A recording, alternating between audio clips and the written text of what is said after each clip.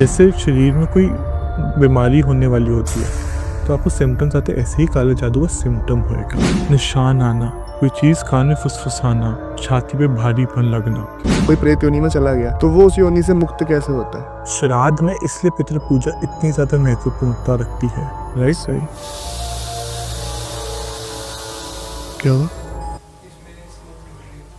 बंद करने को भी स्मोक निकाल ऐसे तो। साइकी का मतलब होता है जब मैं आंखें बंद करता हूँ, I can tap into someone's energy to see their past present future. माने के जब मैं आंख बंद करूं तो मैं किसी की भी एनर्जी में से कहते हैं 5 कोश होते हैं, तो उसके आसपास की एनर्जी क्या है, क्या उसके आसपास कोई ब्लैक मैजिक है, या कोई उसके कर्म खराब है, क्या उसके पिछले जन्म से कोई चीज़ आ रही है, या कोई उसके खुद ही करीबी पास्ट का कर्मा या जनरेशनल कर्स जिसे बोलते हैं वो उसके इस जन्म में आ रहा है, तो उनकी पीढ़ी दर पीढ़ी से भी आ सकता है। ये होता है साइकिक। और अगर मैं उसको हिंदी में बोलूँ तो ये मानसिक माध्यम। अब आते हैं वर्ड मीडियम पे। मीडियम का मतलब जैसे आप एक उस दुनिया और इस दुनिया के माध्यम बन रहे हैं। तो मैं जब आंखें बंद करता हूँ, जो प्रेत योनि में जा चुकी है, मैं उनके आखिरी मैसेजेस फील कर पाता हूँ। मैं उनकी चीज़ों के क्या अपने बच्चों को मैसेजेस देना चाहते हैं, उनकी क्या आखिरी इच्छा थी, वो क्या बोल रहे थे, क्या वो अच्छी जगह पे गए, क्या वो फंस गए, क्या वो नर्कलोक में है या वो पितृलोक की तरफ है, क्या वो खुश है या नहीं, क्या को उनको पीड़ा है या क्या वो अपने बच्चों को पितृदोष दे रहे हैं। तो मैं सब एक बाय एक बता पाता हूँ। और सबसे बड़ी बात है, इसमें मैं कोई भी क्वेश्चंस पहले नहीं लेता। ना मैं उनके बारे में, क्लाइंट के बारे में ना जानता हूँ, ना पूछता हूँ, ना मुझे उनसे कोई प्रॉम्प्ट होता है। क्योंकि अगर आप किसी से पहले ही क्वेश्चन पूछ रहे हैं तो आप उसमें उसको बता क्या रहे हैं, आप तो उसी की बताई हुई स्टोरी को सिर घुमा रहे हैं। अगर आपने किसी को अपना डेट ऑफ बर्थ दे दिया तो पंडित जी आपको वही चीज बता रहे हैं, टैरो कार्ड डेटा आपको वही क्वेश्चन का आंसर दे रहे हैं जो आप पूछ रहे हो। सही। तो जब मेरे पास क्लाइंट आता है, मैं उससे कहता हूँ कि मुझे आपसे कोई क्वेश्चन नहीं चाहिए, कोई क्वेरी नहीं चाहिए, मैं आपको पूरी आपके एस्पेक्ट क्या है, क्यों है, कब से है, काला जादू है, आपके घर में कोई समस्या है, बाधा दोष है, वो मैं आपको बताऊंगा। तो ऐसे हम बात करते अभी आपने काफी सारा जिक्र किया, तो जैसे आत्माएं होती हैं, स्पिरिट्स होती हैं, जी। स्पिरिट्स दिखाई देती हैं। जैसे कहा जाता है ना, हवा है, वायु है, उसका एहसास है, राइट, वैसे ही स्पिरिट्स हैं, उसका आभास सबको होता है, पर मुझे वो दिखाई भी देती है, समझ में भी आती है, सुनाई भी देती है। और अगर मैं उनको आदेश दूं तो मुझे वो अपनी फैमिली से कनेक्ट करने के लिए कई बारी कहती है कि मुझे अपने बच्चे को ये मैसेज देना है, मुझे ये चीज़ फील करनी है। और बहुत आपके दर्शक होंगे जिनको ऐसा होता है जब वो रात को सोए तो उनको अपनी दादी दादी का सपना आ रहा है, किसी को कहीं घाट पे बैठे हैं तो अपने पिताजी के आखिरी शब्द याद आ रहे होते हैं, कोई अपने बच्चे को याद कर रहा होता है, जिसका जो छोटा सा बच्चा गया उसको उसकी कहीं ना कहीं नाम या तस्वीर दिख जाती है, कोई गाड़ी दिख रही है जिसपे उसके बच्चे का नाम लिखा होता है। तो हर इंसान को एक आभास, जैसे इंग्लिश में इंट्यूशन कहते हैं जी, वो होता है। बस ये फर्क है कि शायद से वो दूसरी कक्षा में, तो मैं महादेव की कृपा से 10वीं कक्षा में, तो मुझे चीजें उस बेटर तरीके से समझ में आ पाती है। अच्छा, जैसे कोई आम इंसान है जैसे मैं ही हूँ, तो क्या मेरे को भी स्पिरिट्स दिखाई दे सकते हैं? देखिए कैसा है, आपको आभास हो सकती है, किसी को कोई नींद में कोई सपना आ सकता है, किसी को कोई लगेगा उसके आसपास है, पर मुझे पिछले जन्मों के तप से मेरे संचित कर्मा के अनुसार मुझे चीज़ों का दिखती है, सुनाई देती है, समझ में आती है। और एक नॉर्मल इंसान को पता होता है कि उसके पिताजी उसके आसपास है, या उसके गाय हुआ बच्चा आज भी कहीं ना कहीं किसी को उसके कान में कोई चीज़ें ऐसा लगता है कुछ फुस आ रहा है। पर फर्क क्या है, ये अंतर निकालना कि क्या वो अच्छी प्रेत है, मतलब हमारे पितृ हैं, या कोई बुरी प्रेत आत्मा है। तो ये जैसे आपने अभी अच्छे और बुरे का एक मतलब आपने एक डिफरेंशिएट किया, तो जी। गुड स्पिरिट और बैड स्पिरिट भी होती है कि मतलब अच्छी आत्मा जो हमारे लिए अच्छा करे या फिर हमारा बुरा ना करे, कह सके, और कोई ऐसी आत्मा जो हमारा बुरा करे। देखिए, आत्माओं को सबसे पहले कोई फर्क नहीं पड़ रहा कि वो आपको खराब या क्यों करेंगी, पर पहले ये समझते हैं कि प्रेत बनी कब, क्यों, कैसे। राइट, पहले ही किसी को गुड और बैड डिफाइन करने से पहले ये समझो किस योनि, किसकी वजह से उस योनि में जा रही है। जब हम बात करते हैं, हम शरीर त्यागते हैं, तो जो आत्मा होती है वो 2 भागों में बढ़ जाएगी, या तो मतलब वो प्रेत योनि में जाएगी या वो पितृ योनि में जाएगी। पितृ योनि मतलब जिसके आखिरी कर्म और उसकी अच्छे कर्म थे, मतलब उसकी जो हरिद्वार में जो उसकी पाठ पूजा हुई थी वो अच्छी हुई थी, संपूर्ण हुई, विधि पूर्वक हुई। राइट, और उसकी कोई आखिरी इच्छा नहीं थी, वो तृप्त आत्मा जिसे हम बोलते हैं। तो वो आपको कभी भी प्रॉब्लम नहीं देगी और वो आगे जाके पितृलोक में समाएगी। वेयर एज प्रेत योनि कब बनेगी? जब उसका शायद से एक्सीडेंट हो गया, कोई रेप विक्टिम था, या उसको किसी ने चाकू मार दिया, तो उसको पता ही नहीं है कि वो अभी जा चुका है, तो उसकी कोई आखिरी इच्छा भी हो सकती है, तो वो बनेगा भूत। या उसके कोई लास्ट राइट्स में, मतलब शरीर का हाथ ही नहीं था, बॉडी ही नहीं थी, एक्सीडेंट में पूरी बस गिर जाती है, तो उसको कोई म्यूटिलेटेड बॉडी जिसे हम बोलते हैं, तो प्रेत योनि में आएगा।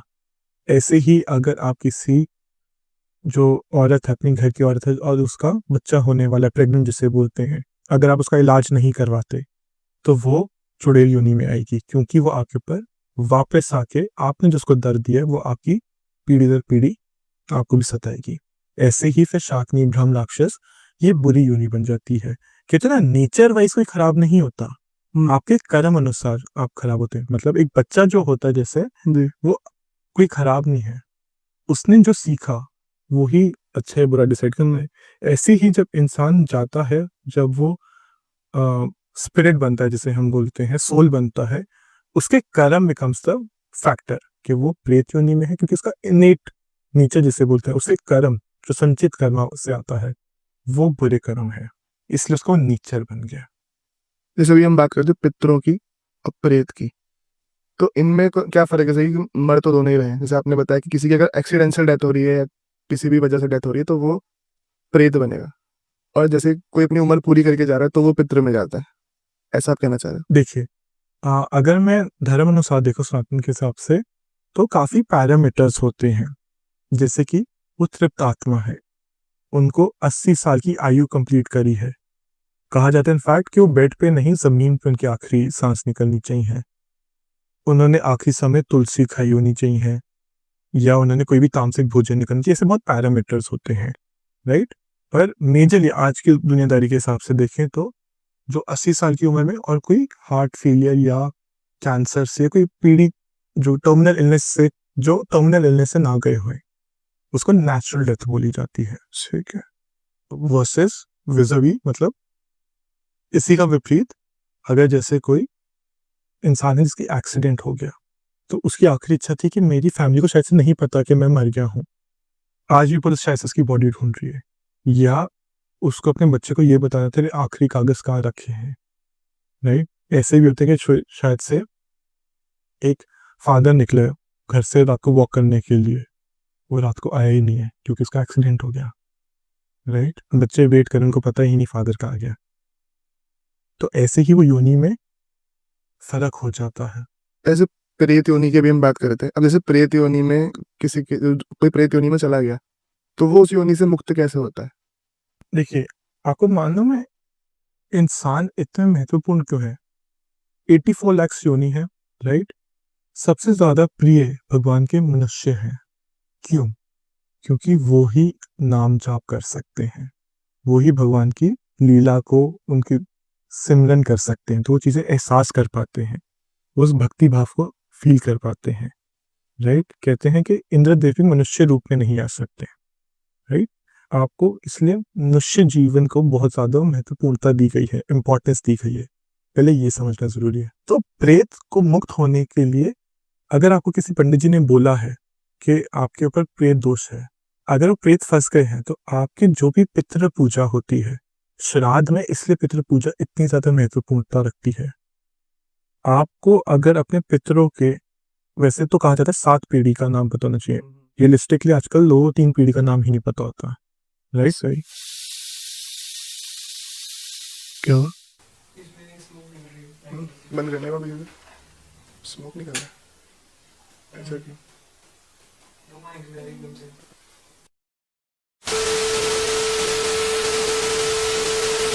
तो अभी कुछ चीज़ें ऐसी हुई थी जो थोड़ा सा शॉक हो गया यहाँ पे। अब इन्वायरमेंट पूरा चेंज हो गया, हम सब शॉक हो गए थे। तो अभी जो हमारा ये मेन लाइट जो है, हमारी रिंग लाइट, इसमें से अचानक से धुआं निकलना शुरू हुआ। शायद आपने भी धुआं तो नहीं देखा होगा, पर वो जो डिस्टर्बेंस हुआ वो आपने क्रिएट वो देखा होगा। तो उसके रिगार्डिंग ही सर ने ऐसा बताया कि जैसे कि हम उस टाइम पे जो हमारा टॉपिक चल रहा था कि प्रेत योनि से मुक्ति कैसे होती है, तो उस टाइम पे वो सारा एक ऑरा क्रिएट हुआ। तो आपने कुछ ऐसी चीज़ें बताई कि मेरी फैमिली में ऐसी कुछ लास्ट कुछ ईयर मतलब विदिन 3-4 ईयर्स कोई डेथ हुई है, आपने ऐसा मुझसे पूछा। तो फिर मैंने बताया कि हाँ, हुई है ऐसे करके डेथ और थोड़ा-सा अम, बीमारी के थ्रू वो डेथ थी। तो फिर आपने काफ़ी चीज़ें जो बताई, मैं चाहूँगा उसको आप एक बार दोबारा बताओ, कैसे-कैसे करके क्या-क्या था? ठीक है। जैसे हम बात कर रहे थे तो हम बात कर रहे थे पितृ योनि कब जाते हैं, क्यों जाते हैं? और जहाँ तक मुझे याद है हम लास्ट पॉइंट यही बता रहे थे कि कैसे तृप्त आत्मा नहीं होती, ये आखिरी इच्छा उनकी पूरी ना होए, वो तब फँसते हैं। तो इसमें क्या होता है, मेरे को जैसे ही हम बोल रहे थे तो लाइट वेंट ऑफ और ऐसा लगा जैसे कुकर की आवाज़ नहीं आती थी, तो बस एक सीटी सी बजी है। तो मुझे बस ऐसे लगा कोई इंसान खड़ा हुआ है और बहुत गुस्से में है, और जिसको गुस्से से कहते हैं ना फ्यूम हो जाता है या एक फ्यूरियस हो जाता है।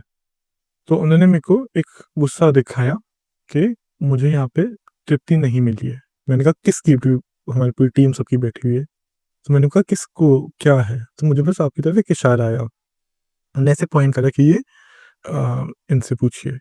तो मैंने आपसे पूछा कि आपकी फैमिली में जैसे कि मुझे एक मेल दिखा रहे हैं। फिर मैंने पूछा बिना जब तक अपने मन में से सॉरी मैं सॉरी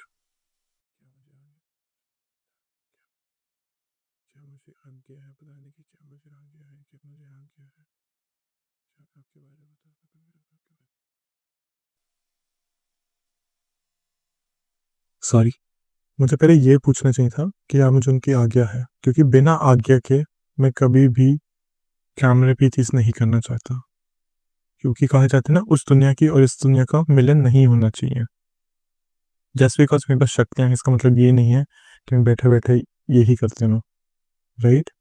तो जैसे मैं बता रहा था कि हम बात कर रहे थे तो धुआँ निकला एंड एकदम से लाइट में से आवाज़ भी आनी शुरू हो गई। तो मेरे सामने से एकदम एक कहते हैं ना एक एनर्जी, एक धुआँ जैसी, एक स्मोक जैसी से एक बॉडी बनी, मुझे वो गुस्से में दिख रही थी। मैंने उनको शांत करना चाहा, वो शांत नहीं हुए थे। मैंने पूछा आपको क्या हुआ है? कैसे हुआ है? तो उन्होंने मुझे उस बताया मैं बहुत गुस्से में हूँ, मेरे को बहुत पीड़ा है। अब आप अपना एक्सपीरियंस शेयर कर सकते हैं, क्या बैक स्टोरी थी? क्योंकि मैंने ना आपसे कोई क्वेश्चन पूछा, ना कोई स्टोरी पूछी, बस ये पूछा कि क्या वो आपके साथ हैं? That was my only confirmation. तो जो ये चीज़ें हुई हैं, ये फैमिली में हुई हैं, बट अब वही है कि इस पे मैं बिल्कुल खुल के भी नहीं बताना चाहूँगा कि क्या चीज़ें थी। बट जो चीज़ आपने बताई है, जो चीज़ें हैं कि हाँ, वो चीज़ बिल्कुल सही है। क्या टाइम फ्रेम जो मैंने बताया वो टाइम फ्रेम भी बिल्कुल सही था और क्या जो वो बिज़नेस करते क्या वो सही है? यहाँ पे ये चीज़ ऐसे दर्शाई जाती है, मुझे दिखती है तो that is what I asked you. क्या जो वो काम करते जो मैंने बताया क्या वो सही था? जी। क्या उनकी फैमिली उनसे नहीं मिल रही थी आखिरी moment? Was the cause exactly what I said? Right? ये क्या होता है, पितृ आपसे मिलना चाह रहे हैं। ये एक आभास है कि स्पिरिट्स आपके साथ कनेक्ट कर रही हैं। हमें इशारा दे रही है कि मुझे आज मदद करो। अब शायद मेरी जगह कोई होता तो लोग शायद सोचते अगर मैं ऐसे ऐसे सिर हिलाता, चीज़ें करता, चीख-चहाड़ा मचाता तो शायद से उनको आभास आता। पर मैं यहाँ पे ये भी समझाना चाह रहा हूँ कि स्पिरिट्स हमें डंडा नहीं मारने आई, वो हमसे मदद माँग रही है कि मेरी मदद करो। आप मुझे सुन सकते हो, आप मुझे देख सकते हो, तो मुझे आपसे मदद चाहिए। सही, राइट? तो वो आपका मेरा मिलना, ये उसकी लीक है, पर करवाने वाले ये हमारे पितृ हैं। आज आप पितृदोष की बात करो तो हम उनको बुरा बोलते हैं। हर इंसान को पितृदोष बोलते हैं, पर हमने कभी ये नहीं जानना चाहा कि हमने अपने पितरों के लिए करा कितना है। हम खुदा से कहते हैं कि तू मुझे पूरी ज़मीन दिला दे, करोड़ों की प्रॉपर्टी दिला दे। किसी गरीब को देना तो सिर्फ़ ₹10 देते हैं। सही। तो तुम कितना दे रहे हो? जो माँग रहे हो उसका तुम 10वां भी दे रहे हो, 10वां हिस्सा भी दे रहे हो। जैसे अभी हम बात करें कि पितृ नाराज़ होते हैं, पितृ नाराज़गी के ऊपर अभी हमने एक बात करी, तो क्या पितृ हमसे खुश भी रहते हैं? एब्सोल्युटली। देखिए, हमारे ज़हन में ना एक बात डाल दी गई है कि पितृ, और हम अनकॉन्शियस सोचते हैं हमसे तो नाराज़ ही होंगे। हर पितरों को हम पितृदोषी मान लेते हैं। जी, आपके पितृ हैं की वजह से आप हो। सोचो आप इंसान आज इस जीवन में आए हो तो आपके माँ-बाप, 4 दादा-दादी ना मतलब 4 पितृ एज़ इन दादा-दादी, नाना-नानी, उनके 4, तो सोचो कितने जन्म की वजह से आप इस दुनिया में आए हो। सही। वो कितनी दिल से चाहते हैं कि आप लाइफ में आगे बढ़ो। जैसे कोई माँ-बाप अपने बच्चे को बुरा नहीं करना चाहता, वैसे ही पितृ खुश होते हैं, और वो ही जो खुश होते हैं, तृप्त होते हैं, वो पितृ लोक जाते हैं। हम जो श्राद्ध की पूजा करते हैं ना, आप एक चीज़ देखिए, हमें इंडियंस को थर्ड वर्ल्ड कंट्री मानते हैं कि इनको क्या ज्ञान है, इनको कुछ नहीं पता, ये तो the world of snake charmers कहते हैं इंग्लिश में, राइट?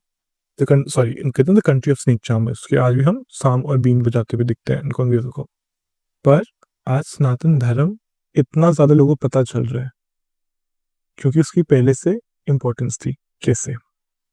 जब श्राद्ध आता है, समवेयर अराउंड अक्टूबर आता है, हम श्राद्ध में पितरों की पूजा करते हैं, राइट? हमसे ज़्यादा अंग्रेज करते हैं। मालूम कैसे? 31 को हैलोवीन होता है, जिस दिन हमारा एग्जैक्टली आखिरी श्राद्ध पड़ता है, प्लस माइनस आगे पीछे दिन। क्योंकि जो 15 दिन का, अगर देखो आप ईस्टर्न साइड, मतलब भारत इस तरफ है तो यूएस इस तरफ है, वो 15 दिन का गैप है। यूएसए और मेक्सिको में थोड़ा सा अंतराल है। तो 2 नवंबर को मेक्सिको में डे ऑफ द डेड बनता है। क्रिश्चियंस लोग बता पाएंगे कि डे ऑफ द डेड होता है, जिसमें अपने पितरों को, आप इस तो की मूवी देखिए, इसमें फल चढ़ाते होंगे एंसेस्टर्स को। तो श्राद्ध में अपने पितरों को याद करना इंपॉर्टेंट होता है। हर चीज पितृदोष नहीं है। अगर आप अपने पितरों की घर में फोटो भी लगा ले, उनका आशीर्वाद भी ले, हाथ जोड़ के उनको नमन भी करेंगे, वो खुश है। वो आपसे कुछ चाहते नहीं है, और सच में आप उनके कुछ ऐसा कर भी नहीं सकते। वो बस ये चाहते हैं कि हमें याद रखें, हमारा हमारे लिए पाठ कर सके, इसलिए तर्पण होता है। वैसे ही अभी 30 दिसंबर को सोमवती अमावस्या है। आपको और कुछ नहीं आता, सोमवती अमावस्या पे अपने पितरों के लिए तर्पण करवाइए। जिनके पास गंगा मैया का घाट पड़ता है, आप जाके सिर्फ जल चढ़ाना शुरू कर दीजिए। आप शहर में रहते हैं तो पीपल के पेड़ के ऊपर जल चढ़ाना शुरू कर दीजिए, और एक पीपल के पेड़ के ऊपर दिया जला दीजिए। पितर आपको बिल्कुल भी हानि नहीं पहुंचाना चाहते, पर यही कोई पंडित होता, आपके पितर आपसे नाराज हैं, आपके ऊपर भूत का साया है, आपके ऊपर काला जादू है। भैया, हर चीज खराब नहीं है। आजकल तो इंस्टाग्राम चलाता हूँ, तो उसमें स्क्रॉल करते करते स्पॉन्सर्ड में ऐड आजकल चलाते हैं ना, जैसे कि, तो उसमें ऐड में आ जाता है, अगर आपके काम नहीं बन रहे हैं, आपके बिजनेस में घाटा हो रहा है, तो आपको है पितृदोष। ऐसी रील्स भी आ चुकी हैं। एग्जैक्टली, हर चीज में वही कहता हूँ कि हर चीज पितृदोष है। देखिए, पितृदोष है मतलब आपने अपने पितरों का अच्छा नहीं करा, वो आपको संकेत दे रहे हैं, शायद से कोई सपने में आके, शायद से किसी को आभास करवा के, किसी को कान में कोई चीज बोल के वो आभास करवाएंगे, राइट? पितृदोष तब भी लगता है जैसे आपने किसी को अपने अपने पेरेंट्स को, जब ओल्ड एज में चले गए तो आपने उनको वृद्धाश्रम भेज दिया, मतलब कहते हैं ना, मरने के लिए छोड़ दिया, तो पितृदोष होगा। पर सेकंड, जनरेशनल कर्स भी तो हो सकता है। मानिए किसी के पिताजी की बनी की दुकान थी, एग्जाम्पल, अब वो कुछ ऐसा घपला करते थे आमदनी बचाने के लिए कि पीढ़ी दर पीढ़ी लोगों के घर में गलत खाना दिया, उससे किसी बच्चे की, मानिए किसी ने दूध की मिलावट कर दी, तो उसके बच्चे की डेथ हो गई, तो उस माँ के दिल से जो है निकलेगी, वो शायद से उसके जो जिसकी दुकान से लिया था उसको ना लगे, पर उसके बेटे को लगेगी। ये हो गया जनरेशनल कर्स, मतलब पीढ़ी दर पीढ़ी, ये जनरेशनल कर्स है। तीसरा हो सकता है किसी ने आपके ऊपर पूरा कर्म वैसे ही करवाया हो। तीसरा हो सकता है आपने कोई गलत कर्म करा है पिछले जन्म में या इस जन्म में, उसके लिए हमें चेक करना पड़ता है आकाशिक रिकॉर्ड, कि क्या आपका कोई एक कर्म है वो पिछले जन्म से खराब है या वो इस जन्म से। मतलब कई बार किसी को ना स्टार्टिंग से ही एक पैटर्न होता है कि बार बार एक ही किस्म का एक लवर मिलता है, या एक चीज से बचपन से ही डर लगता है, किसी को बचपन से ही सांपों से डर लगता है। सही। तो ये समझना पड़ता है कि क्या वो जनरेशनल कर्स है, क्या वो एंसेस्ट्रल कर्स है, या वो आपके खुद के कर्म है। ये डिफरेंस समझोगे तो आप चीज को फाइंड आउट कर पाओगे।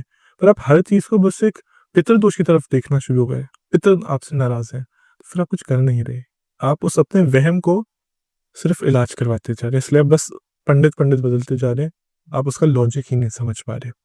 ऐसे हमने स्पिरिट के टॉपिक से शुरू किया था, आत्माओं से जी, तो जैसे एक शमशान घाट और कब्रिस्तान, ठीक है। इनका सुनने में बहुत मिलता है कि इन जगहों पे जो कि वहाँ पे अंतिम क्रिया की जाती है, वहाँ पे दफनाया जाता है। राइट। तो वहाँ पे स्पिरिट्स काफ़ी मतलब काफ़ी स्पिरिट्स होते हैं, काफ़ी आत्माओं का वास होता है। तो क्या ये चीज़ सच है कि शमशान और कब्रिस्तान में आत्माओं का वास होता है? शमशान और कब्रिस्तान एक ट्रांजिशन है, जिसे कहा जाता है मुक्ति के द्वार की तरफ लेके जाता है। आपने शरीर त्यागा, पर आप जब शमशान में जाते हो, बहुत लोगों ने बहुत वीडियोस में गए कि हमें कोई फील नहीं हुआ, कुछ एहसास नहीं फील हुआ। करेक्ट नहीं हुएगा। पर सबसे ज्यादा मालूम खतरनाक जगह कौन सी है? कब्रिस्तान या शमशान के गेट के एग्जैक्ट बाहर, क्योंकि रात को वहां पे सारा जादू टोना करा गया। कोई सिंदूर फेंका गया होगा, कोई नींबू फेंका होगा, कोई मटन मांस का पीस चढ़ाया गया होगा, और रात को कोई निकला तो उसकी गाड़ी के नीचे कोई नींबू आ गया, मांसपेशियां आ गई। तो इसलिए कब्रिस्तान से ज्यादा उसके बाहर वाली जगह खतरनाक होती है। इसलिए बहुत लोगों को शमशान में कोई चीज फील नहीं होती, पर जब बाहर आते हैं तब घुटन फील होती है।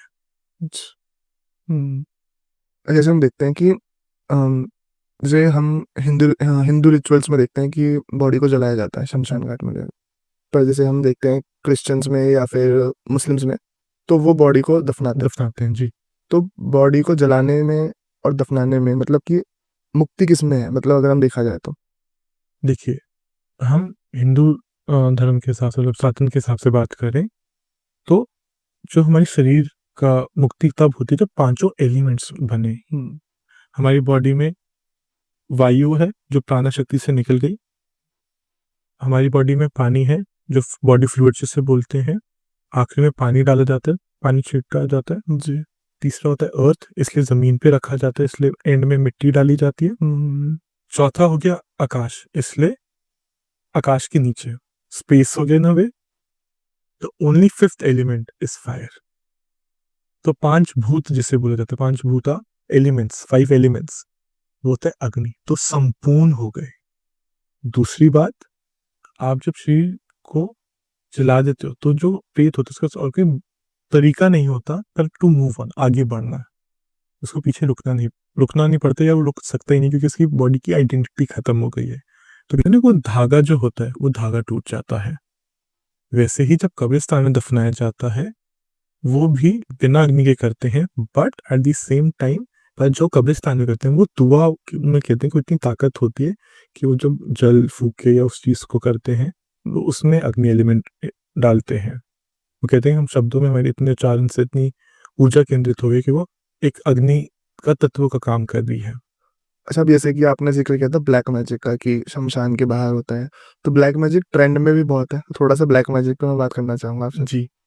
कि काला जादू, जैसे कि आज के समय में हम देख रहे हैं, जो दर्शाई जा रही है छवि काला जादू वो सही है नहीं है, ये जानना चाहूंगा एक तो आपसे, और रियल में काला जादू क्या होता है ये भी जानना चाहूंगा। सबसे पहले काला जादू, मैंने बहुत पॉडकास्ट पे कहा, बट सेम बात फिर से रिपीट करता हूँ। काला जादू इज एन आउटकम, माने कि उसका प्रभाव, कि मतलब किसी को निशान आना, कोई चीज कान में फुसफुसाना, छाती पे भारीपन लगना, कोई गाड़ी का एक्सीडेंट हो जाना, और कोई चीज का एक घबराहट फील होना। राइट। जैसे शरीर में कोई बीमारी होने वाली होती है तो आपको सिम्टम्स आते हैं, ऐसे ही काला जादू का सिम्टम होएगा। राइट। काला जादू इज वेरी ट्रू। राइट। पर करने वाले बहुत कम है।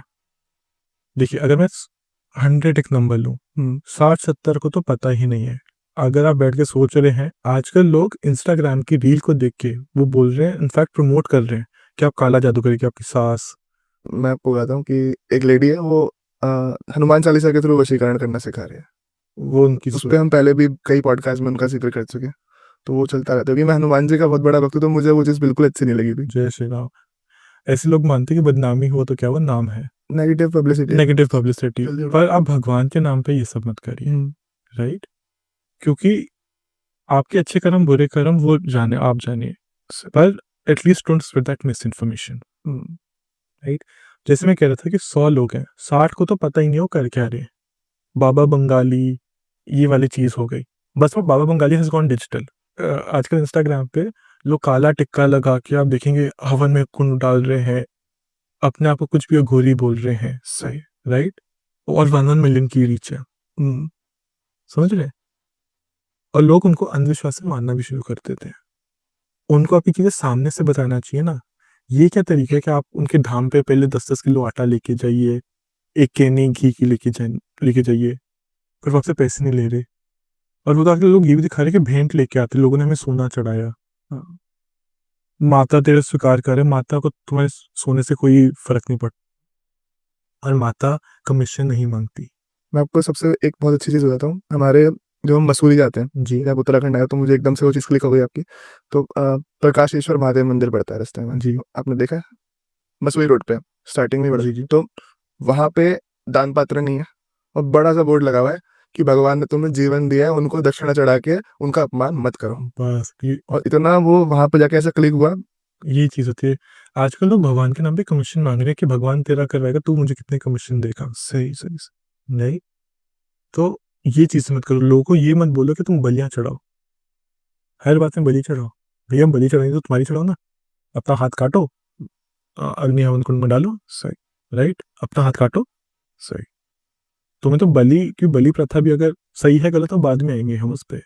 पर दूसरे को क्यों ठेस पहुँचाते हो? पहले अपने ठेस पहुँचाओ ना। अगर आपको इतनी संकट है, अपना हाथ काटो, सही, राइट? महादेव का हर कोई भक्त बनना चाहता है, पर महादेव जितना संपूर्णता भी लाओ, सही बात। करेक्ट? तो ये चीज़ें बहुत रियल है, पर करने वाले गलत हैं। आपने देखा होगा कि बहुत लोग अघोरियों से बात करना चाहते हैं, राइट? पर अक्सर उनको ढोंगी भी मिलते हैं। कई बार वो जानबूझ के गलत इन्फॉर्मेशन भी दे रहे होते हैं। आपने सोचा क्यों? क्योंकि वो ये देखना चाह रहे होते हैं कि ये मुझे कैसे ट्रीट कर रहा है। अच्छा, यहीं पे एक बात करते हैं, आपको पता है अक्सर गंगा मैया का जो घाट है, वहाँ पे इतने ज़्यादा कई बारी बॉडीज़ चलाई जाती है कि जो चंडाल होते हैं उनके पास इतना भी वक़्त नहीं होता कि वो सारी बॉडीज़ को जलाएँ, वेट करें। एग्ज़ाम्पल जैसे कोविड का टाइम था, तो बॉडी से बॉडीज़ चलती जा रही थी, सही, राइट? तो वो क्या कर रहे थे, बॉडी उठा रहे थे और गंगा मैया में बहाते जा रहे थे। और जो एक्चुअली तंत्र है, जिसका गलत भाव है, वो ऐसी बॉडीज़ को पकड़ते हैं कि उनका कपाल मिले, राइट? क्योंकि वो कपाल जो होता है वो सबसे पावरफुल होता है। आप किसी भी प्रेत को उसके कपाल से बांध सकते हो, अच्छा। राइट? जब आपको कपाल और फिर वो उसका क्या कहते हैं, जब कपाल मिल गया तो उसी कपाल में थोड़ी सी मदिरा डालेंगे और चावल डालेंगे, अपने गुरु के पास लेके जाते हैं, उनको ऑफर करते हैं अपने गुरु को। उनका गुरु जैसे उनके जो गुरु जी होते हैं वो गुरु जी उनको मंत्र पढ़ के उनको स्वच्छ कर देते हैं और फिर वो चावल जो होते हैं उसको वो खाते हैं, तो वो जो प्रेत होता है उसके वश में आ जाता है।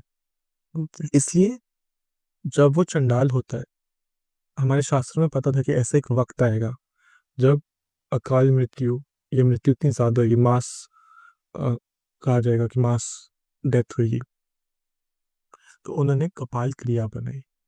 इसलिए जब पूरी बॉडी भाई जाए तो अगर आपने कपाल को फोड़ दिया तो बॉडी बेसिकली खराब हो गई, क्योंकि इसमें एक रूल होता है कि जो पूरी बॉडी मिले वो पूरी संपूर्ण होनी चाहिए। हाथ पैर कहीं भी चोट नहीं होनी चाहिए, हड्डी नहीं टूटी होनी चाहिए और स्कल मेन पार्ट होता है। इसी में एक और चीज़ बताता हूँ कि बहुत लोगों को ये नहीं पता कि 108 नंबर का क्या महत्वपूर्णता है। ज़्यादा लोग सोचते हैं कि that is the distance between the earth and the moon and accordingly sun, right? पर आपको पता है 108 जो हम बीजते हैं शिव जी से इतना रिलेट क्यों करते हैं? क्योंकि पार्वती माता के 107 जन्म हुए थे। अच्छा, और शिव जी को इतना ज़्यादा माता से प्रेम था कि उन्होंने वो 107 स्वरूप के जो स्कल थे, मुंड थे, वो अपने पास रखे। अच्छा, और वो 108वां माता का स्वरूप बना। इसलिए 108 संपूर्ण नंबर बोला जाता है कि जो भी माता का और फिर शिव जी का उसका मिलन हो गया था। और इसलिए जब भी आप शिव जी की फोटो देखेंगे, आप देखेंगे कि वो गले में उनकी माला, मुंड की माला है। जी, पर यही बात जब हम काली माँ की बात करते हैं तो वो 51 मुंड माला है। तो कहा जाता है वैसे तो 51 मुंडो स्वर दिखाते हैं, हिंदी के संस्कृत के स्वर हैं, but again that represents the death and the destruction, कि कोई भी चीज़ जो गलत है वो सस्टेन नहीं करेगी। जैसे मैं बता रहा था अघोरी के बारे में, अघोरी का भाव गलत नहीं होता, बस वो दुनिया से कट चुके होते हैं। वो दुनिया में कनेक्ट ही नहीं होना चाहते, इसलिए वो खुद ही अपना, आपने सुनेगा, क्रियाक्रम कर लेते हैं। और अक्सर वो लोग बोलते हैं कि ढोंगी है, डरते हैं, पर कहीं ना कहीं बहुत लोग उनसे ज्ञान पाना चाहते हैं। तो कई बार आप जब जाते हो तो आप कहते हैं, आपको गाली निकालेगा, बुरा बोलेगा, जा यहाँ से, खाना लेके आ। आपको अगर आप उनके कहते हैं ना विद्यार्थी भी बनते हैं, चेला बनते हैं, तो आपको बुरे से ट्रीट करेंगे। मालूम है क्यों? क्योंकि वो ज्ञान जो आपको देंगे, आप में वो ये देख लेते हैं कि आप में वो सहजता है समझने की, क्या आप इतने संपूर्ण हो कि आप उसके भाव को समझ सके। एंड मोस्ट इम्पॉर्टेंटली, जब वो अपने गुरु से आपको मिलाए, क्या आप उनकी रिस्पेक्ट करोगे? क्योंकि जो चेले को रिस्पेक्ट नहीं कर पा रहा, तो वो उसके गुरु को कैसे रिस्पेक्ट कर सकता है? सही बात। और कभी गुरु किसी को अपने चेले की डिसरिस्पेक्ट हुई, तो उसको कभी कोई दक्षिणा देगा ही नहीं। तो इसलिए वो टेस्ट होता है। अघोर बहुत डीप एनर्जी लेवल है।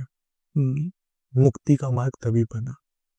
आप देखिए ना, गंगा मैया का ऐसा प्रभाव है, ऐसी महिमा है, आपको कुछ नहीं करना, आप गंगा मैया के घाट पे जाइए, 15 मिनट सिर्फ वहाँ बैठ जाइए, आपको लाइफ के ना सारी स्टोरीज, सारे एंगल समझ में आएंगे कैसे। एक हिस्सा देखेगा जहाँ पे एक बच्चा है जिसका मुंडन हुआ है और उसको डुबकी दिलाई जा रही है, एक तरफ अस्थि विसर्जन हो रहे, सही, एक तरफ साधु है तो एक तरफ अघोरी है। आप देखेंगे कि जो हर की पौड़ी से ही कुछ दूर, आप कदम दूर आते हैं, जो ब्रिज आता है मेन जी, उसके लेफ्ट साइड पे देखेंगे कि लोग नींबू से उतारा करते हैं। जितना एक्सॉर्सिज्म इंग्लिश में दिखाए जाते हैं इंग्लिश मूवीज में, उससे ज्यादा तो हमारे यहाँ पे वैसे उतारे हो जाते हैं, क्योंकि गंगा मैया की वो महिमा है, वो शक्ति है कि उसकी, उसमें सब कुछ, क्योंकि वो शिव जी की जटाओं से निकल रही है, तो उससे ज्यादा पवित्रता क्या? वो सब कुछ अपने में समा सकती है। वो जादू टोने और प्रेत बाधा है, क्योंकि सबसे अच्छी जगह समर्पण करने की गंगा मैया के घाट पे है।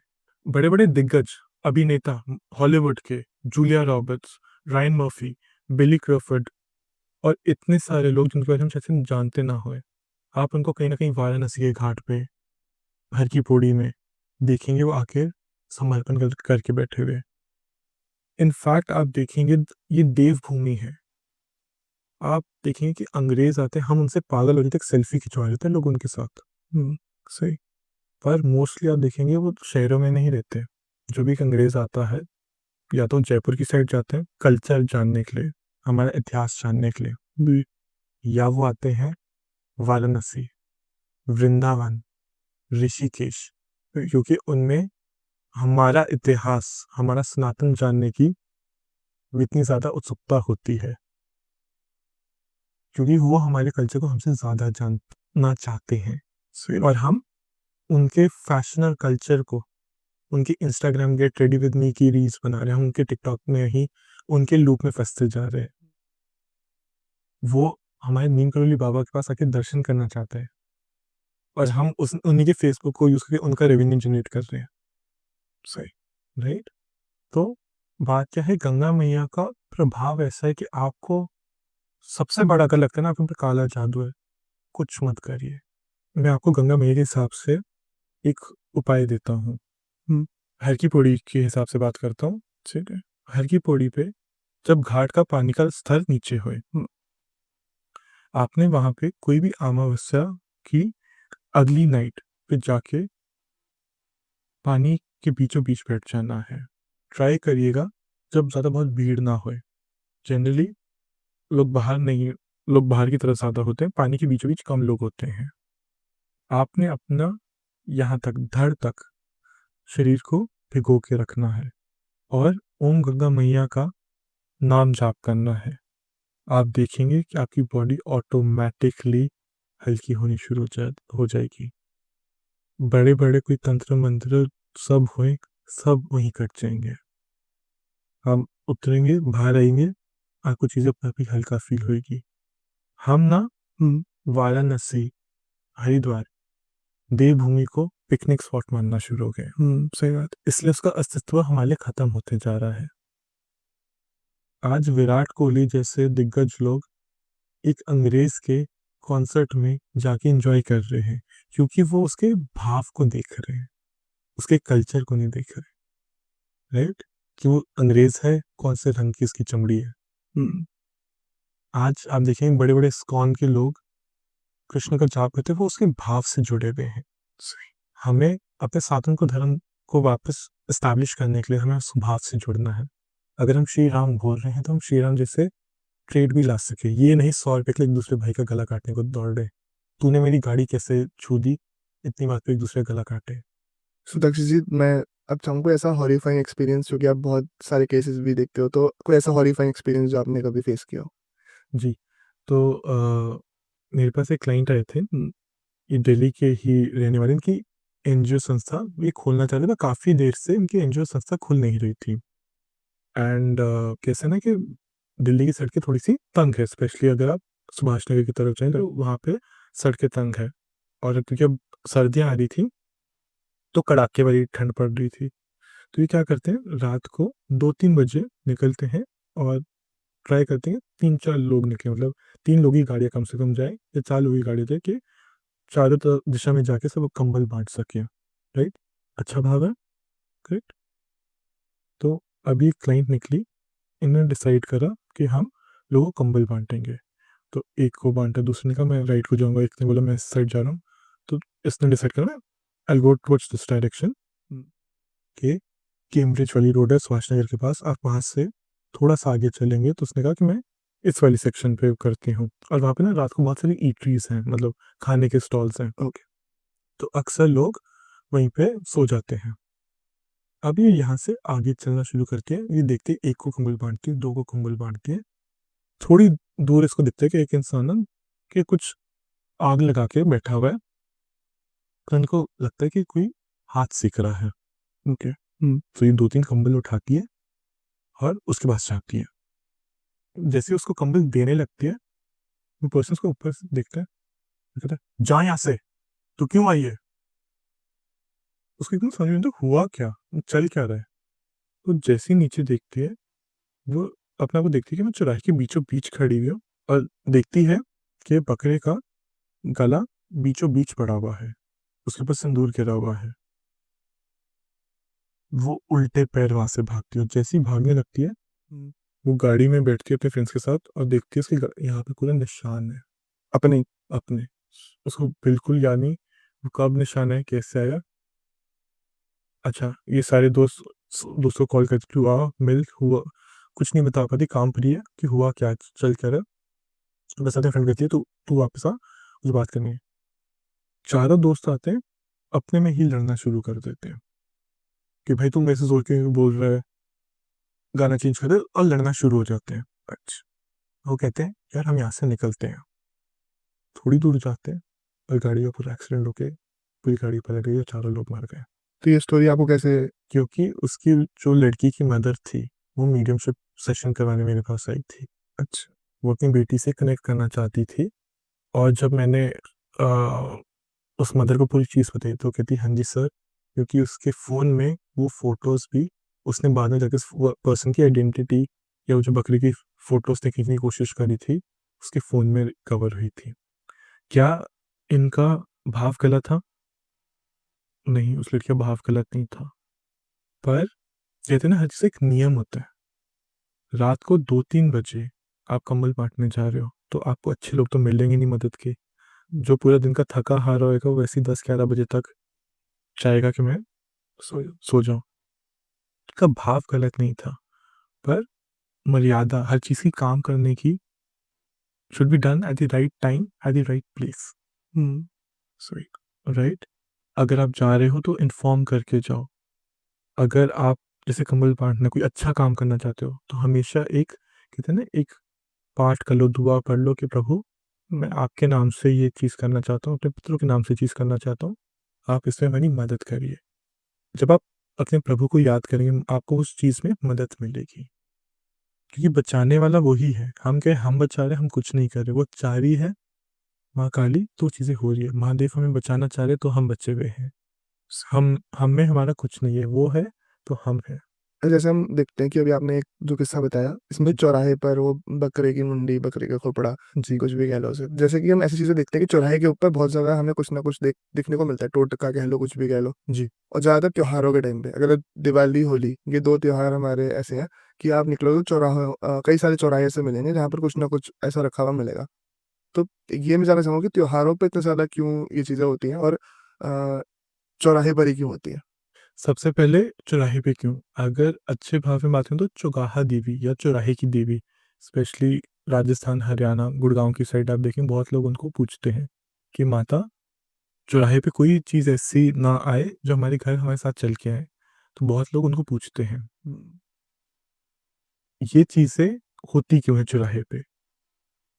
एक बात समझिए, वो चौराहा 4 मुँह है, तो वो एक पोर्टल होता है, portal to the other side. माने कि जो नकारात्मक शक्ति पाताल लोक है, वो वहाँ की एनर्जी से कनेक्ट करते हैं, इसलिए लोग अपना जो उतारा करते हैं, हुँ, जैसे नींबू लिया, लौंग लिया, जो भी उन्होंने चीज़ ली, अपने सिर से घुमाई 7 बारी और उस चौराहे पे रखा है।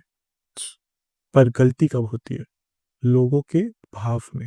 हुँ, लोग क्या बोलते हैं, भगवान इसके ऊपर से जो गाड़ी जाए ना, वो उसके ऊपर चढ़ जाए, या मेरे ऊपर से उतर गया है, ये चीज़ ऐसे हो जाए। मेरे लिए लोग क्या करते हैं, डर-डर के, ओए! देख के फेंक दिया इधर-उधर। अगर आप उसको टोटका कर रहे हो तो फिर हिम्मत रखो, जब आप गलत कर रहे हो तो ढंग का करो। आप किसी को खाना दे रहे हो, चौराहे पे भोग दे रहे हो, तो आप चौराहे को ये बोलिए कि आप पूरा संपूर्ण करिए। मतलब या तो आपको जो मंत्र बोला गया है, जो आपको तरीका बताया गया है, उसको फ़ॉलो करिए और ढंग से रख के आइए। और डेफ़िनेटली ये मत भूलिए कि इसके ऊपर से जो जाए उसका बुरा होए। ये ज़रूर बोल सकते हैं, प्रभु मेरे ऊपर जो है, मेरे ऊपर जो बाधा दोष है, जो नकारात्मक शक्ति है, वो प्रभु आप अपने में सँभाल लीजिए। चौराहे की देवी या जैसे आप जिस स्वरूप में उनको स्वरूप पूजते हैं, आप इसको अपने में सँभाल लीजिए। ये क्या है, भोग है, आप खाना किसी को देते हैं तो फेंकते नहीं हैं, आप बड़े प्यार से उसको खिलाते हैं, इसे निवाला देते हैं। तो जब आप चौराहे पे रख के आ रहे हो, तो ढंग से रख के आओ। सही, राइट? और पीछे मत मुड़ो और सीधा आ जाओ, राइट? फिर हम उस बात पे आते हैं कि ये दिवाली, होली के टाइम ही क्यों? क्या होता है, दिवाली से पहले जो काली चौदस होती है, वो बहुत भारी दिन होता है। और ये शुरुआत कब होती है? जिस दिन दशहरा होता है। तो दशहरे से लेके काली चौदस का आप देखेंगे लोगों के घर में सबसे ज़्यादा डेथ होती है। घरों में एक्सीडेंट होते हैं। फूड डिलीवरी वालों की बाइकें लुटती हैं क्योंकि लोग चौराहा पे छोड़ देते हैं। और जो ये 10-15 दिन होते हैं, ऐसे ही होली से पहले, कहते हैं उसकी हवा ही बड़ी भारी होती है। तो क्योंकि उस टाइम पे सारे तंत्री वो शक्तियों को जागृत कर रहे होते हैं। ये जो दिवाली और होली होती है, वो अमावस्या के दिन होती है। तो वो अपनी शक्तियों को एक उजागृत कर रहे होते हैं। वो ये दिखा रहे होते हैं कि मैंने ये एनर्जीज़ इकट्ठी करी हैं। तो इट्स अ, इंग्लिश में बोला जाए तो it's a show off power, अपनी एनर्जीज़ को दिखावा।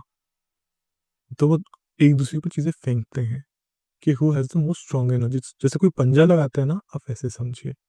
पर पंजे में हम चाहते हैं कि बस दूसरे का नुकसान होए, पर हम जीते। सो दक्ष जी, सबसे पहले तो बहुत-बहुत धन्यवाद। बहुत ही अच्छी और बहुत ही सार्थक चर्चा रही है आपके साथ, बहुत मज़ा आया इस कन्वर्सेशन में। मुझे भी इतना ही मज़ा आया। सब महादेव की कृपा है, सब महाकाली की कृपा है।